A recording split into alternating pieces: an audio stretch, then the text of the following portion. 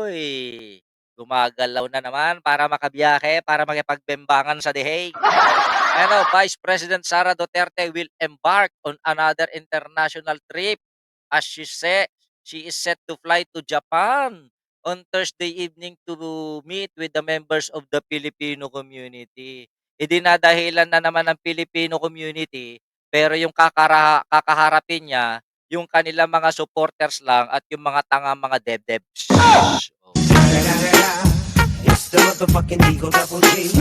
Pero sasabihin niya, lahat daw ng mga Filipino community sa Japan ay haharapin niya. Pero pagdating sa aktuwal, mga DDS at ang gagawin lang naman nila ay sisiraan ang presidente. Diba?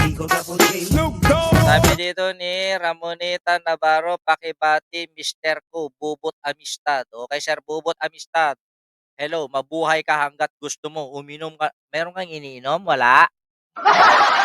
Wala, hindi ka lalaki kung wala kang iniinom. Sa mga ganitong oras, 8:00 na sa Pilipinas, dapat may ka-table ka na, boss. Oo. Yung 'pag hindi pa nagbubukas yung beer house, dapat nakapila ka na para makapili ka ng magaganda. 'Pag pumunta ka ng 10:00, yung pinagpilian na yung makukuha mo. Ba, Kimgo? Ano yung truth dun? Sabi maninira lang yan sa Japan na yung Pagrabi Jam Castillo. Ang ganda ng t-shirt mo, BT. Solid DDS to. Ano lang, tignan nyo, no? Oo. Oo. Tulad DDS to, nakatatak dyan. Don't, don't get home, digong. Smack you. Ganyan. Diba? Pauuwin si Digong, hindi wala na bakit si Digong 'pag nakauwi ba makakatulong pa ba 'yan para mag-rescue ng mga nalulunod sa baha? Hindi na, baka palamunin lang 'yan ng gobyerno. Diyos mio. Eto stepping stone lang 'to ni Sara Duterte yung pagpunta niya ng Japan. Kasi ang target niya lang talaga diyan, mapunta siya sa the Netherlands. Ganyan naman lagi yung ginagawa ni Sara Duterte, kunwari pupunta sa ibang bansa, makikimit sa mga Filipino community. Pero ang target talaga niya, mapunta siya at matuloy siya sa The Hague. Kasi may naka-schedule ng pagtitipon sa the Netherlands kasama ang kanilang mga alipores na mga demonyo. Oh. Sabi dito, ang galing naman ni Lustay pag mayroong mabalitaan ba, budget, pakita. Oo, syempre, pera yan, sayang. Budget Argamiro. Eto, iniisip daw niya, hindi ako naniniwala dyan, na iniisip niya. Walang isip yung bugok na to. Diba? Sabi doon ni Sara Duterte, iniisip ko na bumisita. Dahil sa napapansin ko na nag-iiba yung mood niya ngayon. Utang na, ano yan si Digong may regla? Nag-iiba yung mood? Sir, Pagrabi, Winnie, Artus, hello. Pero yan talaga ang target ni Sara Duterte na pumunta sa the Netherlands ng libre. Di ba? Mga style garapalan yung style ni Sara Duterte, pero there's more. Nagngak-ngak ang inyong vice presidente kani-kanina lang.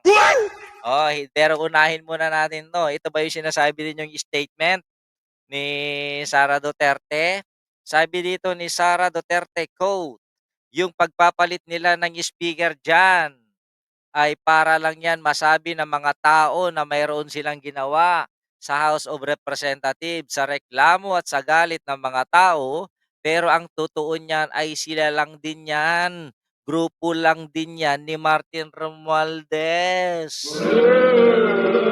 And of course, papunta na rin 'yan kay BBM." Ang galing-galing, Ma'am Teresita Elamil, shoutout. Ang galing-galing magsalita ni Sara Duterte, no? Siguro gawain niya 'yan nung presidente yung tatay niya. Na, ops, sasabihin niyo gumagawa ako ng kwento. Bakit nung panahon ng tatay niya, ang House Speaker no'n ay si Alvarez.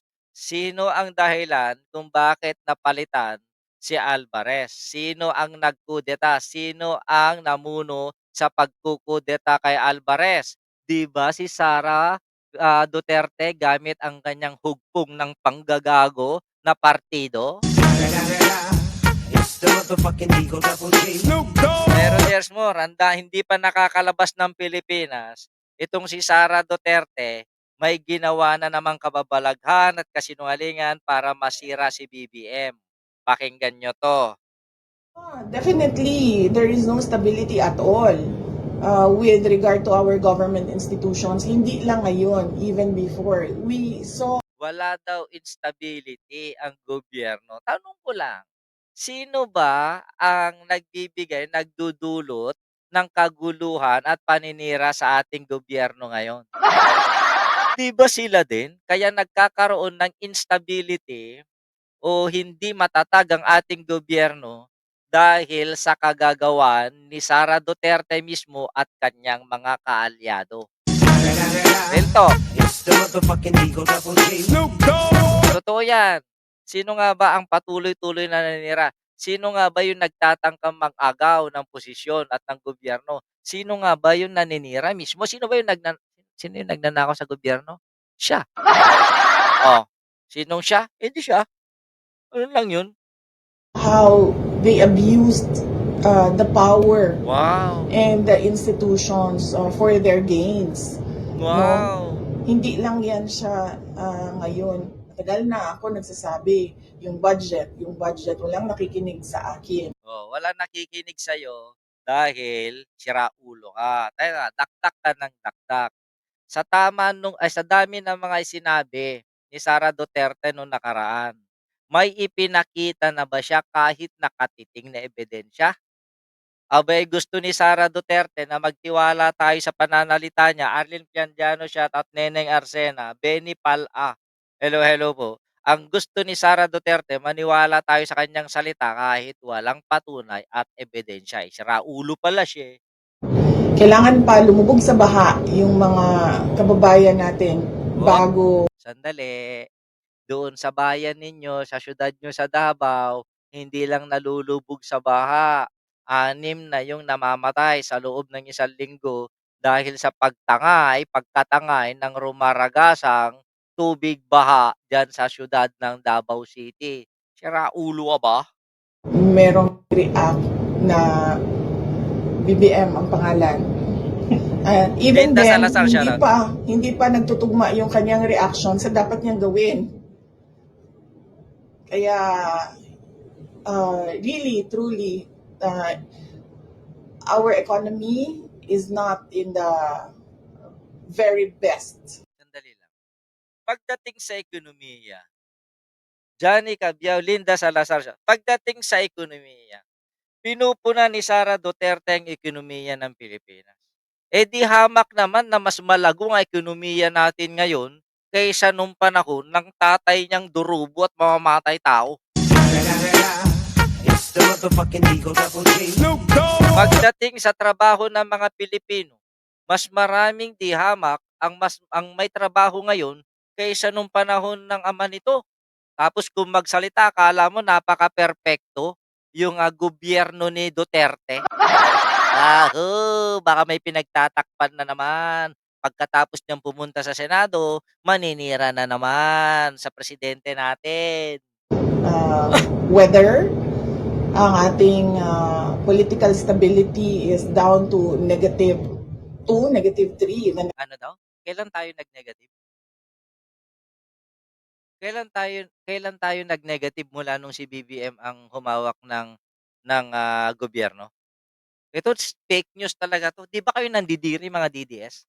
Na yung napapakinggan ninyo ay kasinungalingan? Pinupuri nga, Dario Padilla, shoutout. Pinupuri nga ng ibang bansa, ng ating mga kapitbansa. Victor M. Bendivil, shoutout. Pinupuri nga tayo ng ibang mga lider dahil kay bilis-bilis daw umangat yung ating ekonomiya. Tapos sasabihin ni Sara, negative 2 tayo. Oh shit, saan mo nakuha yung dato mo? Magna.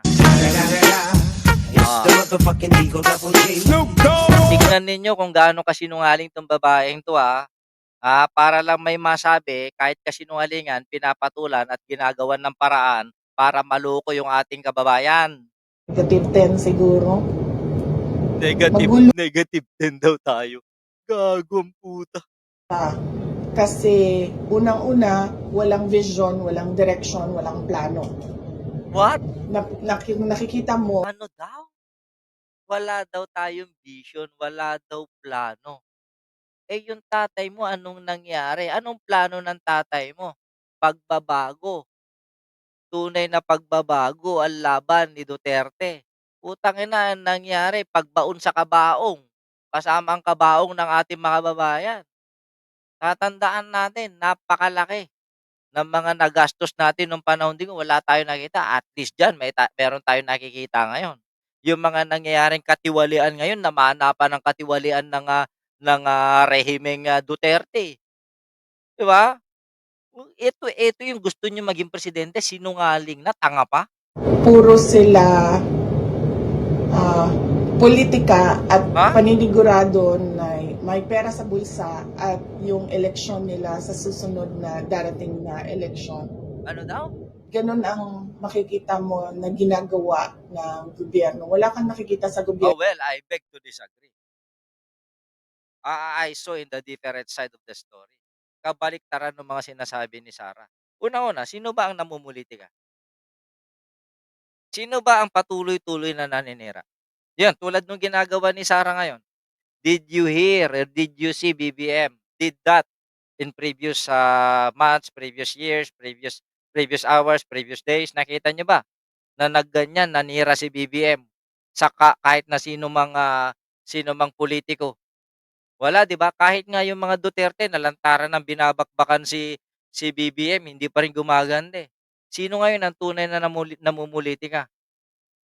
Sabi ko dito may pinagtatakpan na naman 'tong hayop na 'to, eh, kaya ganito 'to, eh. ngayon na ano, big ticket project. Kita mo putang ina 'to nabubulol dahil sa kasinungalingan. Hindi yung mga maliliit na sinasabi mong 10 kilometers na daan, hindi yan gusto natin makita, no, sa ating pamahalaan. Mga maliliit na kung saan-saan nilagay, yung iba hindi pa talaga nilagay, nawawala pa. Putang ina mo nga yung project mo pagtatanim lang ng kahoy, putang ina mo pinagyayabong mo, kaya namang gawin niyan ng 6 na taong gulang.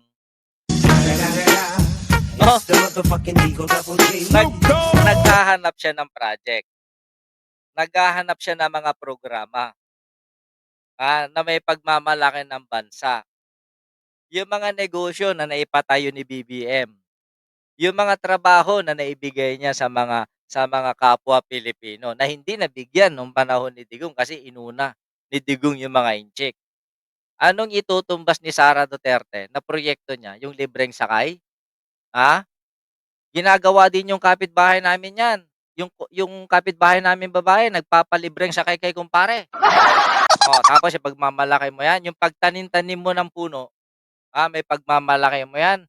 Yung kapitbahay namin ilan il i i ilang daan na yung itinanim niyang galit sa mga kapwa niya, hindi niya pinagyayabang. Oh, tapos ikaw yang puno-puno mo, hindi yan trabaho ng Vice Presidente, bugok. Yun lang. Lahat ng sinasabi ni Sara Rostay na ito patama sa kanya, itigit sa lahat kasinungalingan po, Ma'am Linda. Iba sa standard pa, hindi ganyan na klase. Substandard? Speaking of substandard, kaninong administrasyon yung bumagsak na tulay? 'Di ba sa tatay mo? Kaninong projects yung mga nawa-wash out na mga baha dahil substandard ang pagkakagawa? 'Di ba si Digong? Oh, Gemma Roldan, shoutout. Yung natuklasan na naman sa may Bawang La Union, that is 2021. Ha? Kaninong administrasyon ang taong 2021? 'Di ba kay Duterte? Tapos ibibintang mo kay BBM, hayop ka. Eh kung tutuusin, kung iba-backtrack natin, if you will connect the dots, yang mga kontratistang yan, ay kontratista din na namukadkad nung panahon ni Duterte. Kaya nga nagpaimbestiga si BBM ngayon dahil yung mga kontratistang yan, lumaki ang ulo at nagyabang ang nagkaroon ng lakas ng loob na mangurap mula nung panahon ni Digong. Real talk yan. Sige, tuloy natin. 11 seconds na lang. Na mga projects ang gusto natin na nakikita sa bayan. Ano sabi niya? ang gusto niya may nakikita daw siyang mga projects. Eh, kami, may nakita ba kaming projects ng tatay mo? Flood control projects, 13,917 total of proposed, budgeted na flood control projects are missing according to COA. Saan yun dinala ng administrasyong Duterte? Tapos, ang gusto ni Sara, may nakikita daw siya. Eh, di ba dapat Jonard Legazpi, hello, tsaka Benny pala, di ba dapat dito sa Isabela yan, idol, tuloy bumagsak, digong legacy, sabi. Diba? Di ba dapat ang hanapin ni Sara Duterte ay yung mga project na itinayo at ibinadgetan, nabigyan ng budget nung panahon ng tatay niya? Bakit maghahanap siya ngayon? Teka, dapat ang ipinapakita ni Sara Duterte kung saan napunta yung confidential fund, kung saan napunta yung intelligence fund. Magdalena tayo sa shoutout. Dapat ang ipakita ni Sara Duterte ay yung mga pagmumuka ng mga ghost scholars na high school, na senior high, nung panahon na siya ay secretary ng DepEd. Real talk o hindi? O, sige, yan yung pagdadakdak ng vice presidente yung tanga. May masabi lang, pero dito tayo. Ayan yung ano